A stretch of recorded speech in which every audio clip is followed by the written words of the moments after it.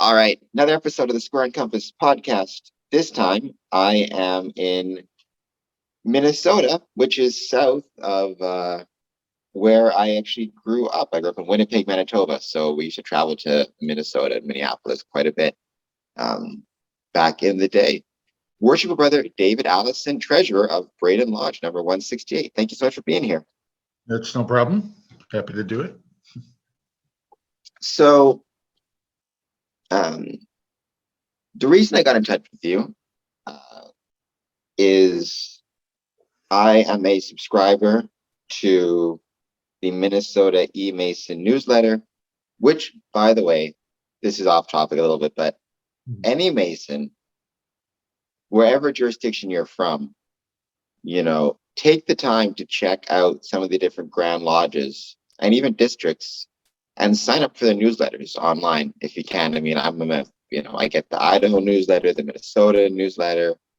A lot of these Masonic newsletters, even if you're out of jurisdiction, have great information and great ideas that you can bring back with you to your district, and great messages from the most worshipful Grand Masters and officers.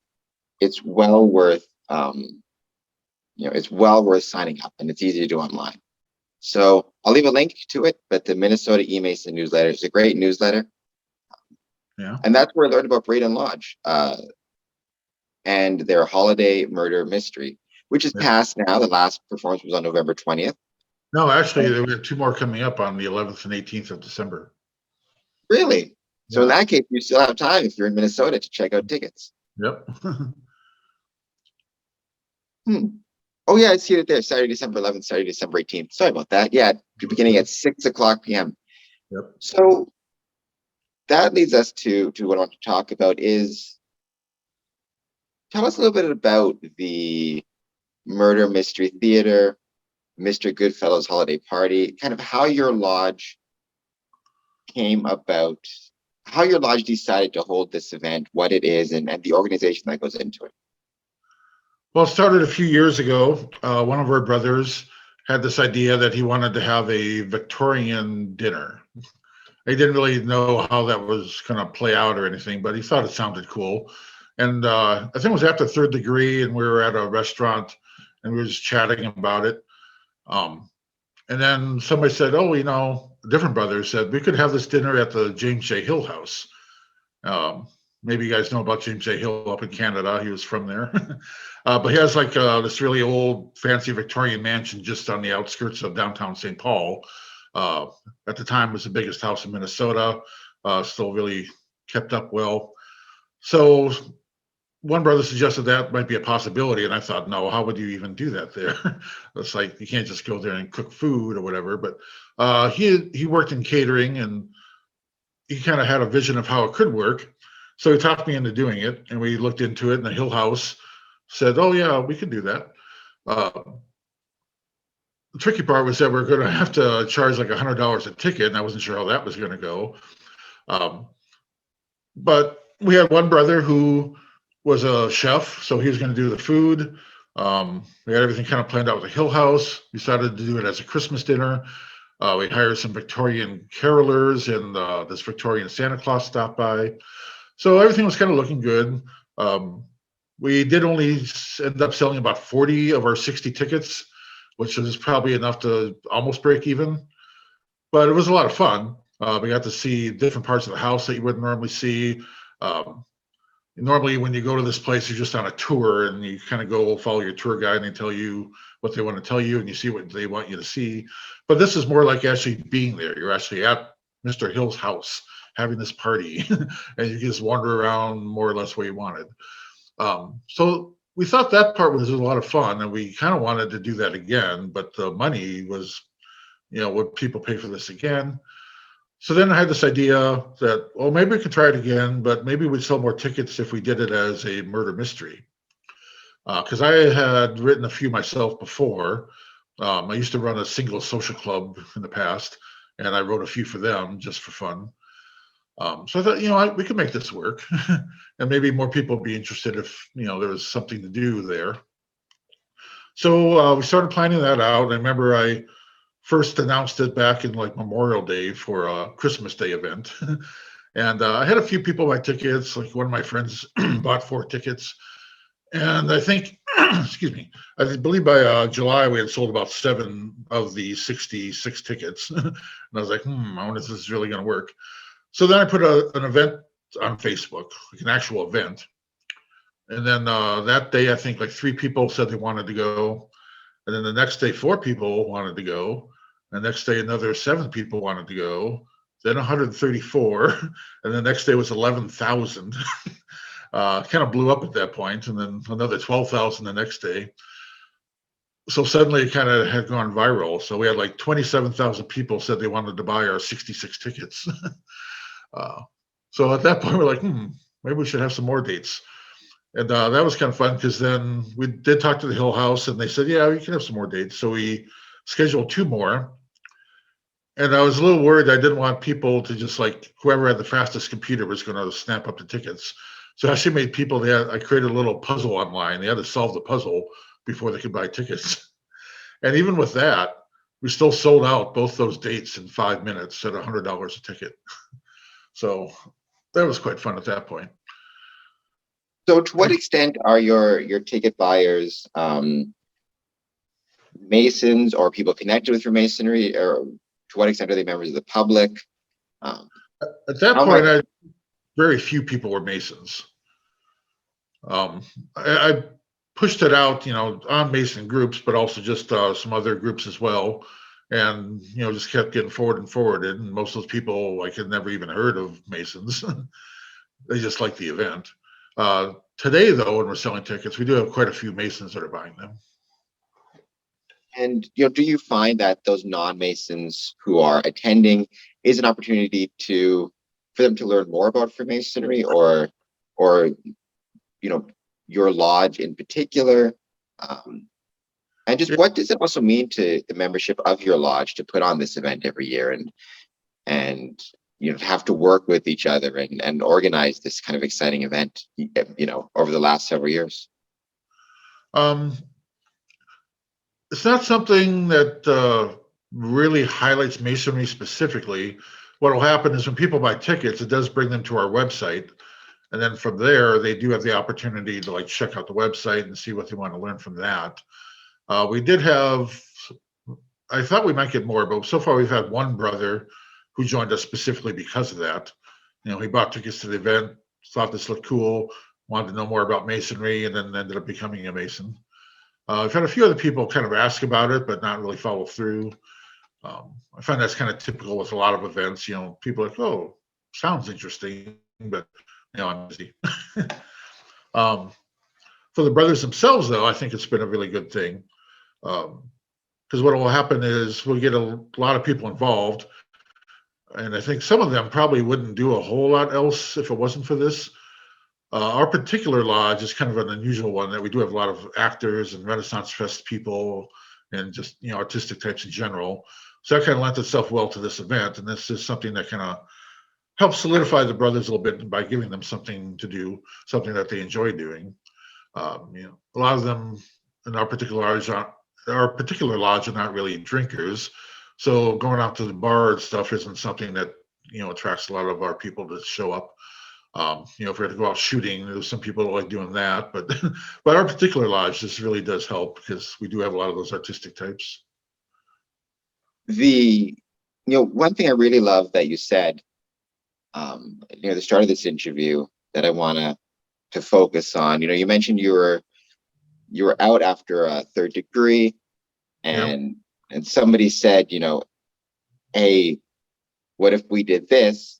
Mm-hmm. And then you just went ahead and did it. And obviously, as you went along, you refined it, you switched it to a murder mystery from, a dinner. I can't tell you how many times I've seen, and I'm sure you've seen the same thing. I'm sure any Mason listening have seen the same thing. A Mason has an idea to try something, and okay, so then we need to form a committee, and then the committee can't ever get together to meet because they're always super busy. And then somebody brings up all the things that could go wrong. And then by the time you're done with it, nothing ever happens. I like the fact that it was just, hey, we should do this. Let's try it. And there's nothing wrong with, it's not that the first event failed. You said you broke even, but Right. there's nothing wrong with having the first time not go as well as you want, because you can Right. always improve for the second time, and I do think that's a great thing that your story demonstrates is, don't create a committee. Just somebody have an idea and somebody do it, and you'll probably have a lot more success than you will going through the committee process. I do have kind of two thoughts on that. One is I do notice that same pattern a lot in masonry, and I don't want anyone to think that this is a typical way it can go. This is maybe a little bit more of an exception. But a lot of times, what will happen in masonry is you say somebody will suggest something, and everybody's like, "Oh, we never did it that way. Why would we do it that way?" And then the second time somebody brings it up, people are like, "Oh, this again?" But then, like the third time you bring it up, people are like, "Aren't we already doing that?" So a lot of it is just kind of persistence. You just have to say, "This is something we should do." Just keep bringing it up, and people, it does kind of. There's kind of an osmosis process where it soaks in after a while, and then you just have to be patient, I think, to make things happen in masonry. But I think part of what made this a little bit more of an exception was that when the idea was suggested to some people, it just happened to be suggested to some people that were really excited by that particular thing and really wanted to make it happen. Because you're right, like if you make a committee to do something, that's really hard, because to make something happen, you really need a vision. You need somebody who can focus on that vision and push it. When you have a committee, you typically have like 4 or 5 or however many people with their own visions. And if you can't decide on one, it's going to be really hard to make it happen. So in this case, I was kind of the driver because I had some project manager experience in the past, and I like fancy parties. I've done some of those in the past too. So he kind of suggested it to the right person, and then my co-producer David Potter, who's a chef, was also really excited about the idea about doing the fancy dinner. So between the two of us, he had 2 people that really wanted to make it happen, and that's kind of what did make it happen. Wasn't just an idea and a few people having a committee. It was like 2 people that really wanted to make it happen, and a few other people that were really into that idea as well, that were willing to follow along. Because even if you have 1 or 2 people that really want to do something, that alone doesn't make it a successful event. You have to have the 1 or 2 people that really want to make it happen, and then the other people that are happy to see it happen. And what has it been like for your lodge and the relationship between your lodge and the venue, the Bakken Museum? Like, one thing I think is really cool is when you see Masonic lodges and temples working with other groups in the community, and putting on events, putting on, whether it be charitable events or businesses or restaurants, whatever it might be. I really like that idea of Freemasons creating and maintaining, community relationships and contacts within their local community. So what's the relationship been like? And I'm assuming every year, the venue looks forward to it, because you're bringing in, you're selling out the house all 3 nights, but you're also bringing a lot of recognition to the venue, I would think. So. Yeah, in fact, that's why we had to change venue. We were almost too successful. Because the first time, we've done 4 rounds of this now. So the first 2 rounds were at the James J. Hill House, and there was that viral part of it, so it did get a lot of exposure through that. A lot of people that attended the event would kind of come up to me during or after and say, how hard is it to rent the Hill House? So what ended up happening then is when we went to go back there for the 3rd year, they said, "Sorry, we're all booked up." There were some theater groups that had kind of drawn some inspiration, and they set their plays there, and they booked up like all 3 months that we might have done this in. And then, and I talked to the head of the Hill House too, and they said, "Oh yeah, we're like so far ahead on our budget for this year in terms of rentals." And so I assume that had a lot to do with us, and it was a very good relationship there. They are in charge of this 100-year-old house, so there was always a little bit of nervousness every time when we would bring all these people in, but they were pretty happy with how we did it, and they always had us back until they filled up. And then we said, okay, well, let's try something different. So we looked at other venues, and I'd been to the Bakken Museum before. It's technically a museum of electricity, but it's based on. Oh, sorry, yeah, I said it incorrectly, the Bakken Museum. It's right, not Yeah, the Baker it Museum. looks like bacon, but it's Bakken. So they, I've been there before, but they're built on this mansion that was built in the 30s on a lake, and then they kind of expanded it for the museum. But the original mansion is still there, and it's kind of cool itself. So I thought, this could be a good spot. So I contacted them, and they were like super excited because apparently they had seen our other event at the Hill House, and they were sitting there kind of scratching their heads like, how can we do this? And then suddenly I contacted them out of the blue and said, hey, are you willing to do this? And they're like, hell yes. So they've been very helpful to us. If you want to go over there for a rehearsal or just to check it out for ideas, they're like, oh yeah, come by, no problem at all. We did have another date, November 6th, that we ended up canceling because of COVID. And they're like, you know what, no problem. We're not even going to charge you because, we understand what's going on and that you're trying to do this as a fundraiser. So they've been super kind and super helpful, very good relationship there. And I don't know if you've seen it yet, we did a little video of Twas the Night Before Christmas. Twas the Night Before Christmas. And we set it there. And this was like in the middle of COVID, and they let us come in and film there and make this little video. So it's been a very good relationship. Now, you brought up COVID-19, Yep. which, knock on wood, vaccination rates going up, and hopefully we're putting it behind us. So you never want to get too far ahead of yourself. But I did see on your flyer in the newsletter, you mentioned that COVID-19 precautions are being taken, proof of vaccination being required, hand sanitizer stations throughout the venue, face masks optional, not required. What's it been like for your lodge organizing and putting on this event? And also just in general, practicing Freemasonry during the COVID-19 pandemic? Well, I'm very grateful to our brothers that even though we don't all agree on politics, that nobody has made a big stink about the choices that we made for this event. And they haven't really made a big deal about choices that Grand Lodge has made either for how we do our masonry right now. But still, it was quite a decision they have to come to. Deciding on whether or not we're going to require masks.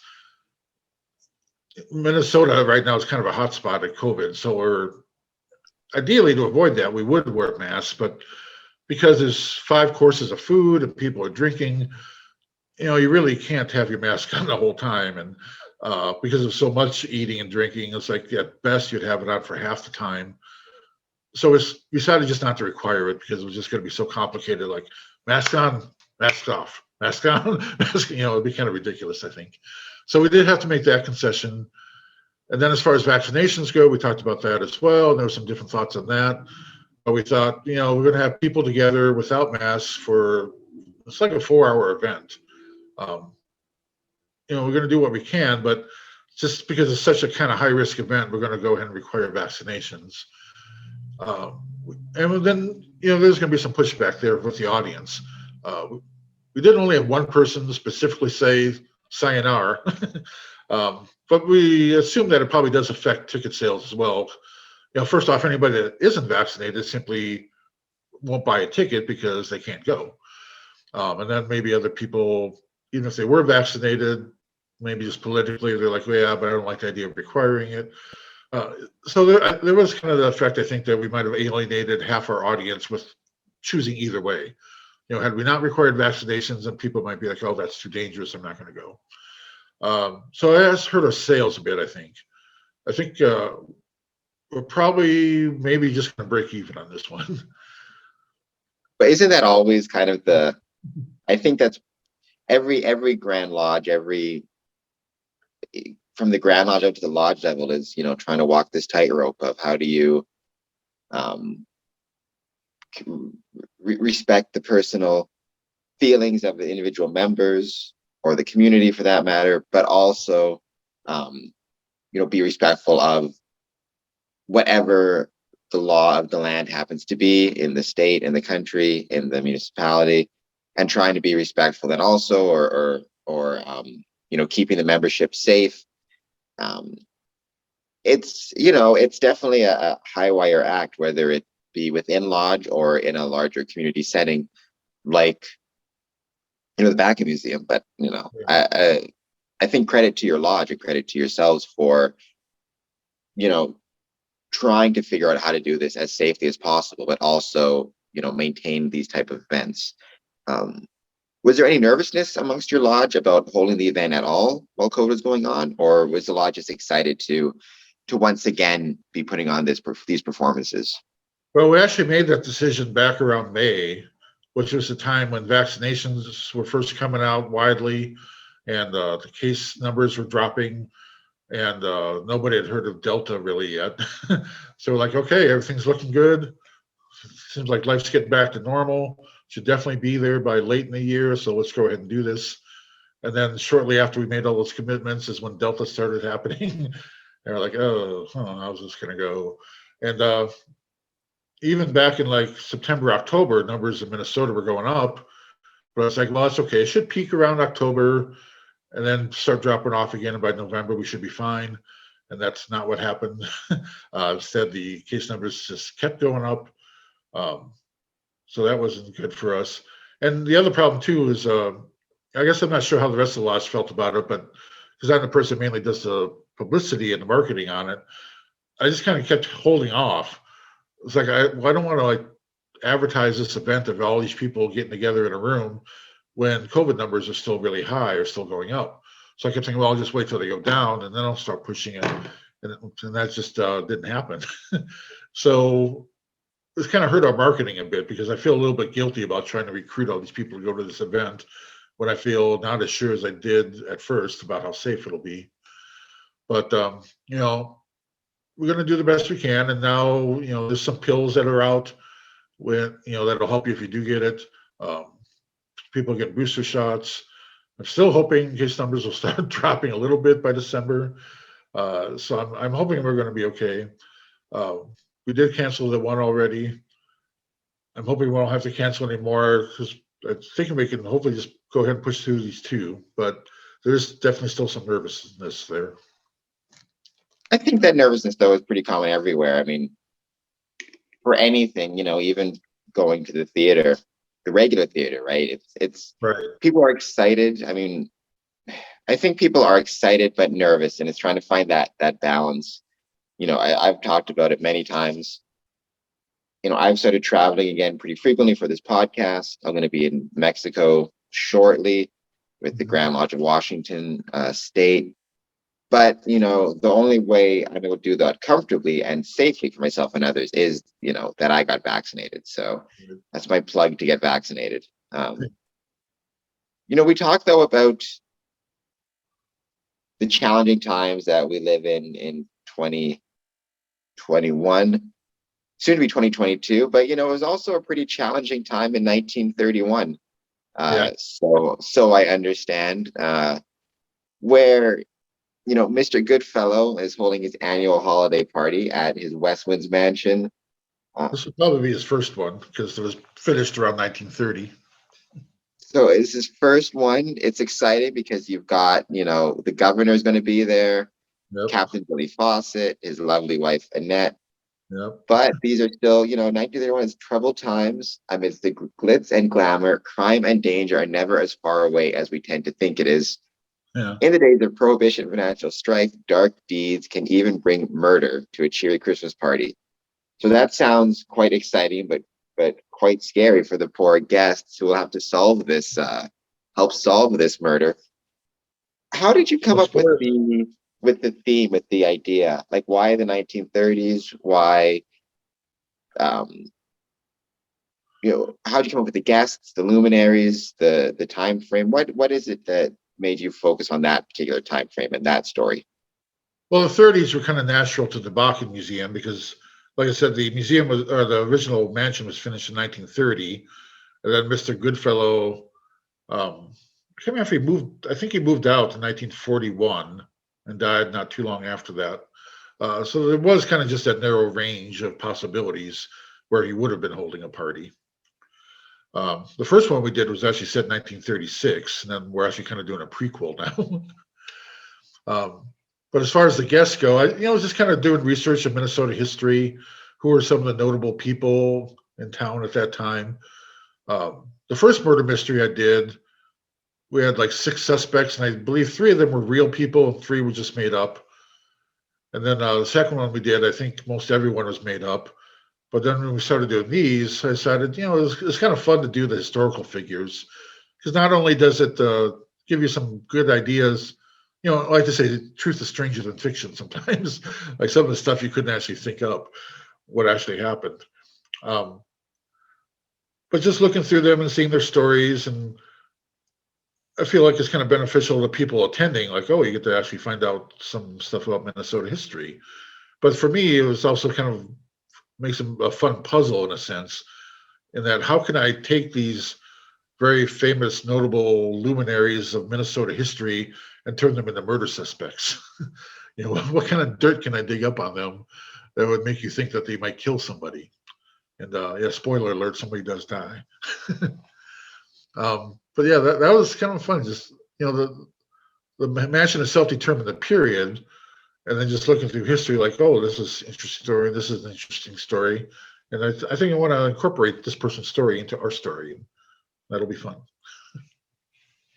And so you mentioned that the 1930s just works well with the Bakken Museum because of the time frame.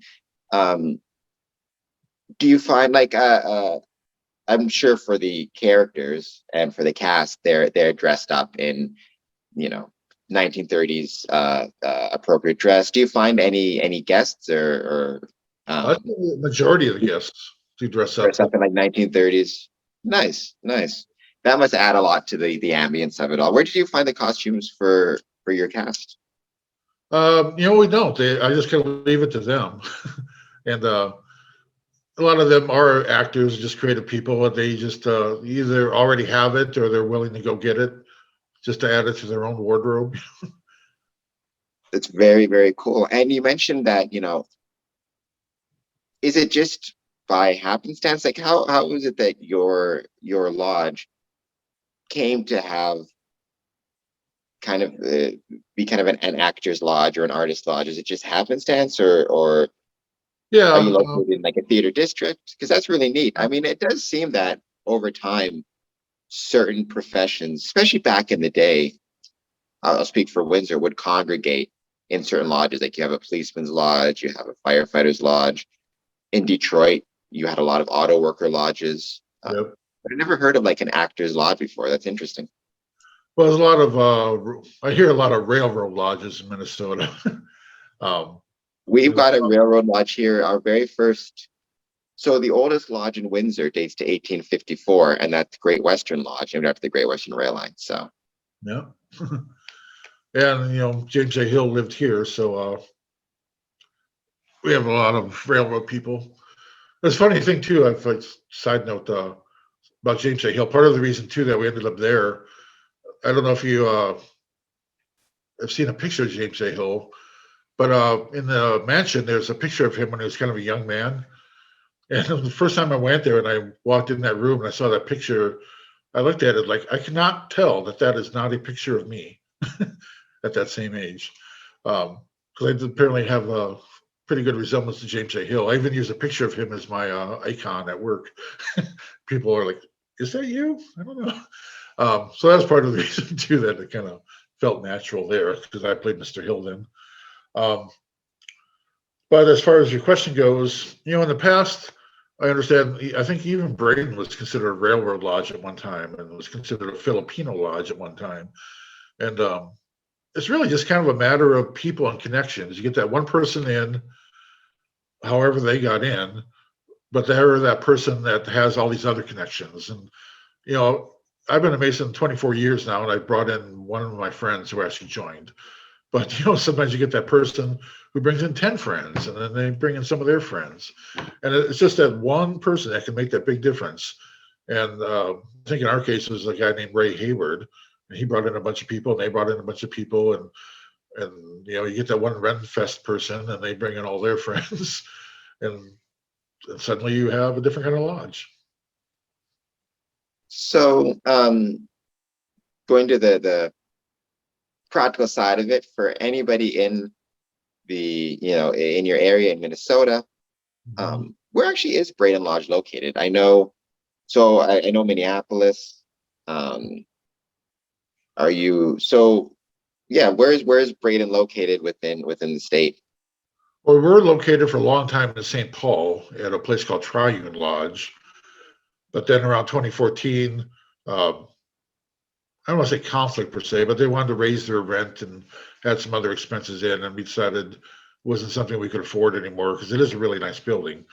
So we ended up moving over to a different lodge called Arcana, and we rent from them now, and they're based off northeast Minneapolis on the corner of Lowry and Central.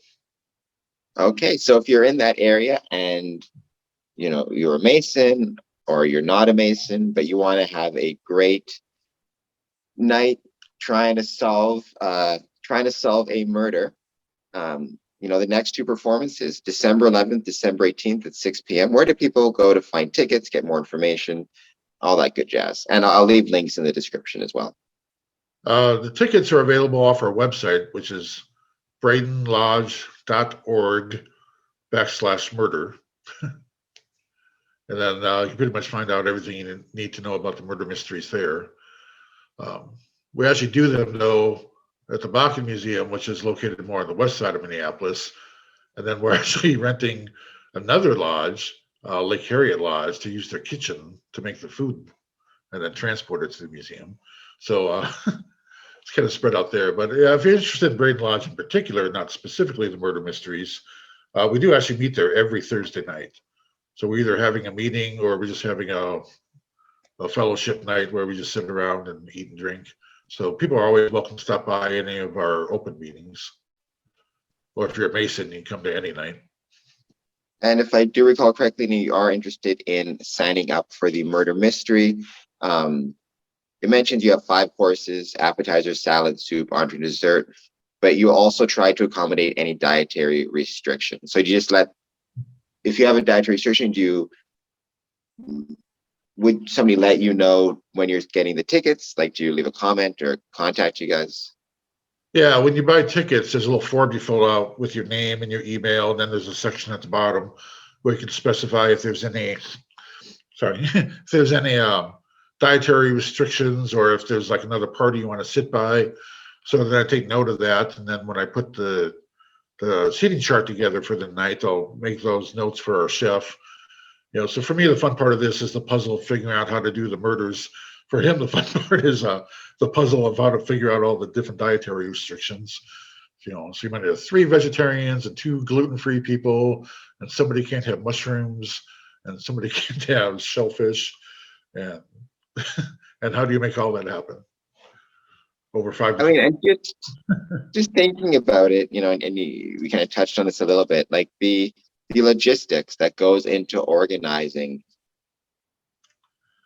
this event, right? It's not just the cast and the characters, although they're obviously a major part of it. It's the people preparing the food, it's the people transporting the food, it's organizing, it's the seating, it's the dietary restrictions, it's getting the event and the venue ready.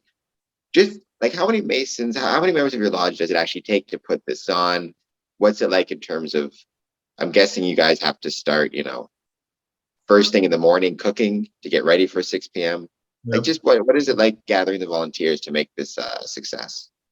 Well, I figured the total staff, which aren't all Masons, is about 28 people, which includes the cooks and the actors, the servers, the bartender, the museum staff, what we call butlers, who just kind of help people with the coats and stuff. So it is a lot of people to organize. I'd say probably not even half of them are Masons. The others are people that are either associated with us, or the servers are kind of an interesting story. When we did that first Christmas one, my partner's thought was that we're going to have brothers do the serving, and it turned out none of them wanted to do that. So it was about a week out, and we still weren't really clear who was going to bring the food out to our customers. So I thought, I need some people that are willing to do this, and we can pay them to do it, but they have to have costumes. look like old-fashioned servants. So I'm a part of a Facebook group in Minnesota here called Twin Cities Geeks. And I thought, maybe I could post something there. And I did. And I had like 10 people like say, oh, yeah, I can do that. And 5 of them actually showed up, and it was 5 ladies, and they were all dressed up in, black outfits with the white aprons and the little hats. And I don't know where they got them from, but they did. and they did a great job. And that same group has pretty much coming back every time since. So that was nice. And now they're almost like our little sisters if we had such a group. And then the actors, some of the actors are members, but then we also had some other actors who just like heard about this and like, can I join you? And I'm like, sure, we can work that in. And some of them have been great. So, and we've had them back like every time since as well. That is very cool. And that's just another example of those, whether it be with the Bakken Museum, whether it be with, that's the James A. Hill House. That's just another example of a Masonic Lodge, creating and cultivating community partnerships and finding support within the community, which is very, very cool.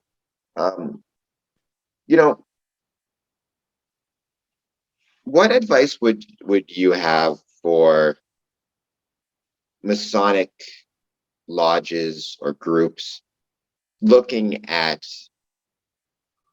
community fundraisers, community outreach events? It doesn't have to be a murder mystery night per se, right. But if they want to try something out, they want to try something new, what advice would you have for them if they're looking at trying to branch out and get involved in a community facing event?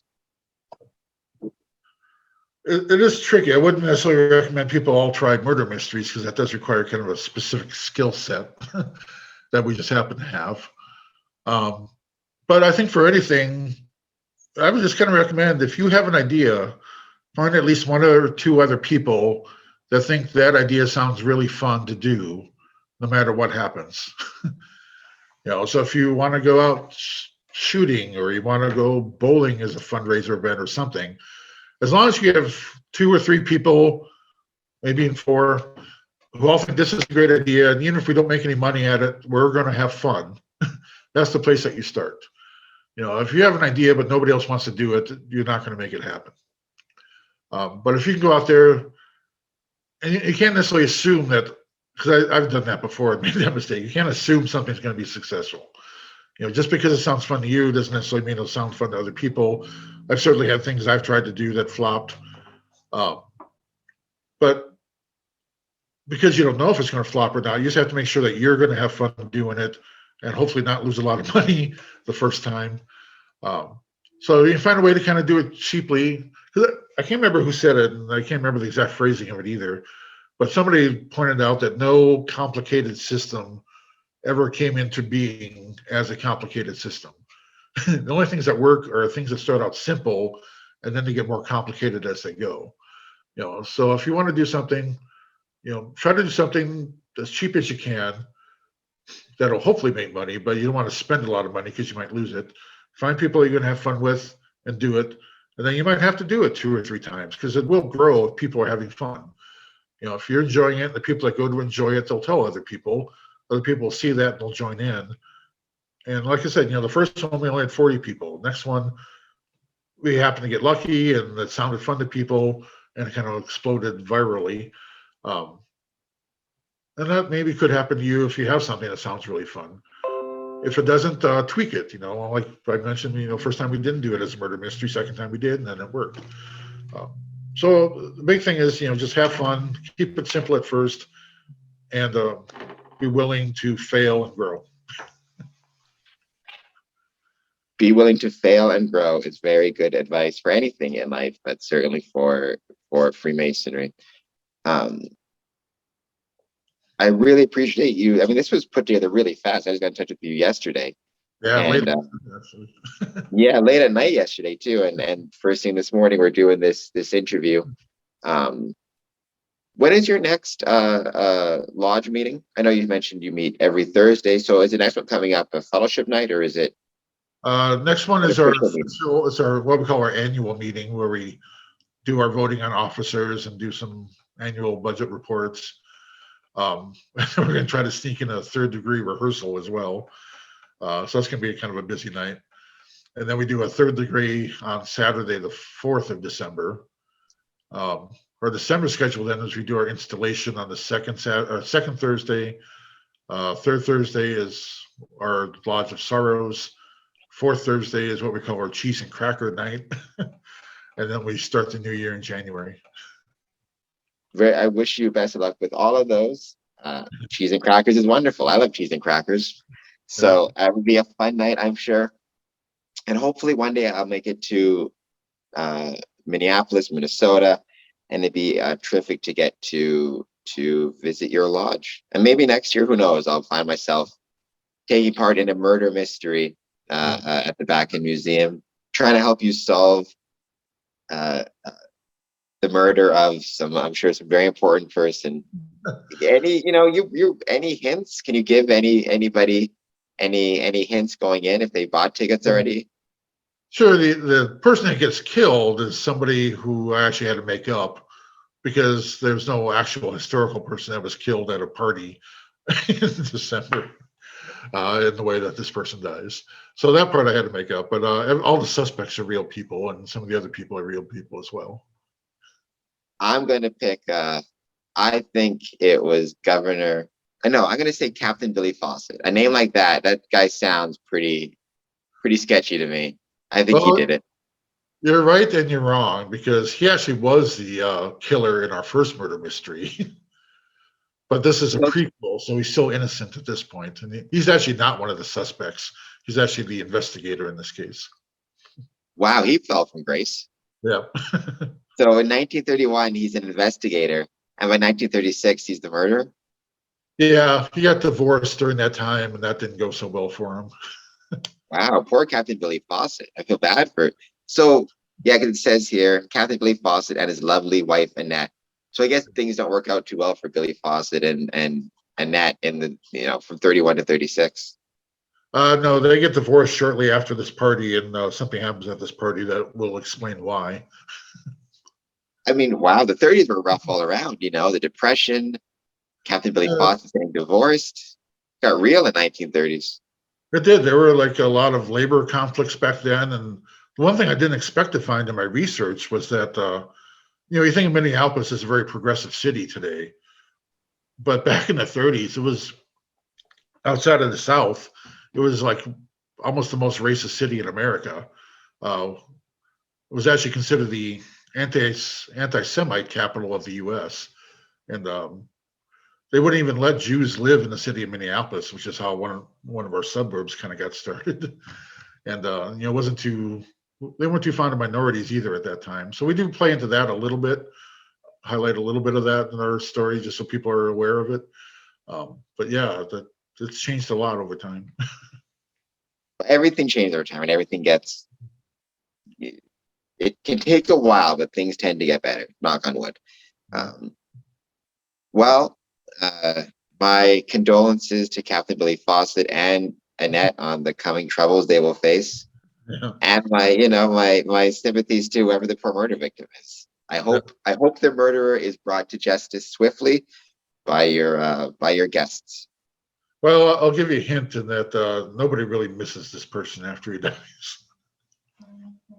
Okay, so it's one of those where there's a lot of suspects because nobody liked the guy.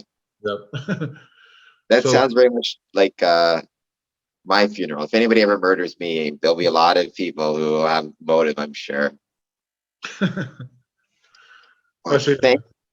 I was just going to say, funny story was that I just recently won the Hiram Award. And one of the things I pointed out was that the actual prize of winning the Hiram Award is not the certificate you get. It's that you get to find out what it's like to be at your own funeral. Very true. That's interesting. I've interviewed 2 Hiram Award winners from California, Berryman and David Karp, both from Los Angeles, received the Hiram Award. So that's very cool. We don't have a Hiram Award in Ontario. Ours would be the William Mercer Wilson Award, but it's the same basic principle as the Hiram Award. Yep. Same idea anyways. So, well, congratulations. Did you get that for the year of 2021? Actually, I got it for the year 2020 because we didn't hand one out that year, and the Grand Lodge said that they could retroactively hand one out since we didn't get to do it last year. Well deserved for sure. I don't know you well, but just based on talking to you today and yesterday, right, and the work you're doing in putting on this murder mystery, organizing the whole thing, creating the script, putting it together, I think it's a great thing for Freemasonry. I think any lodge can learn a lot from it. And, just like you said, right?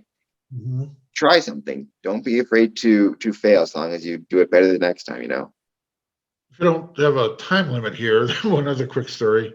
Another thing we do is that there's a science fiction convention in Minneapolis every year. And it's a pretty big one, like 6,000 people usually go. And we've actually been hosting a party room at that convention where we kind of set it up as a sort of not one of those locked puzzle rooms, but as a puzzle room where people come in and there's puzzles they solve.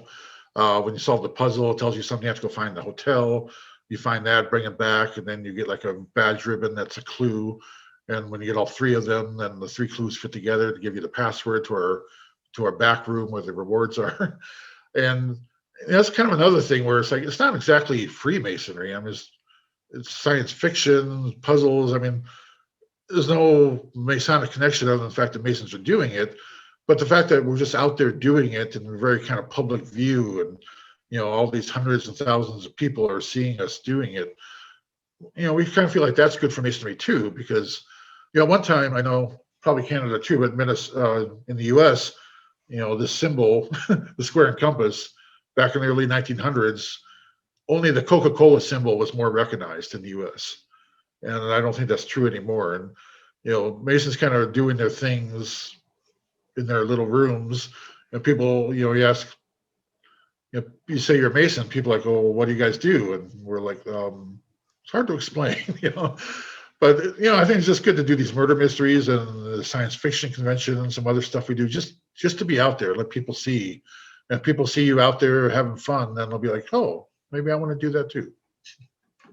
What's the name of the science fiction convention? It's called Convergence. My tastes run more to horror and scary movies. So I've done a lot of those conventions over the years, but a lot of the science fiction conventions have, horror monsters and stuff like that as well. So that's very cool. That's another great example. How many Masonic lodges would think of doing something like that, right? I think that's awesome. Yeah, so I mean, if you want to put together a softball league or even just a team or bowling or something, just like I said, as long as a few of you, you're going to have fun with it. Go out there and do it and be seen doing it, and then people will know that, hey, this might be something I want to do too. Absolutely. Well, I want to thank you for getting up early. Yeah. Neither one of us are morning people, so this went better than I suspected, that's for sure. But thank you so much for your time and for your work, and congratulations on receiving the Hiram Award. And I wish you best of luck on December 11th and December 18th. Yep. All the information about how to find tickets, if you want to purchase any, or if you want to learn more about the lodge, look down at the description. All the links are in there. Okay. And yeah, thank you so much. Hopefully one day I get to swing by and visit you guys in person. All right, we'll be here.